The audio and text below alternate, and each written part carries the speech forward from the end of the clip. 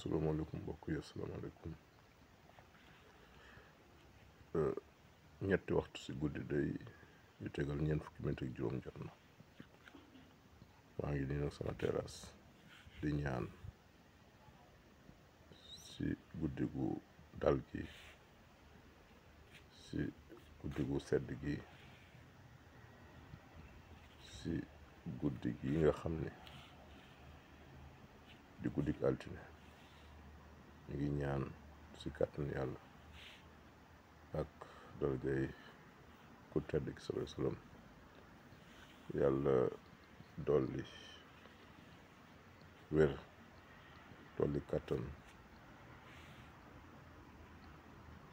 dolli mën-mën ñi nga xam ne ñoom lañ teg destiné réew mi si seen loxo, muy président Diomaye ak Seydina Ousmane Sonko. ñu ngi leen di ñaanal de Ousmane, yéen góorgóorlu, yal na yàlla dolli dal ak jàmm ak wér si réew mi. nelawaguñu de, ñu ngi nii kon ne ñaan yi ngi seen làmp yi nii di tàkk. guddi gi sori na lool, oto yi daw bareetul, waaye ñu ngi ñaan ngir Sénégal jëm sa kanam. ñu ngi ñaan si jërëjëf Rasulullah sallallahu alayhi wa sallam dal am si réew mi, jàmm am fi, yàlla dolli fi wér, dolli fi naataange.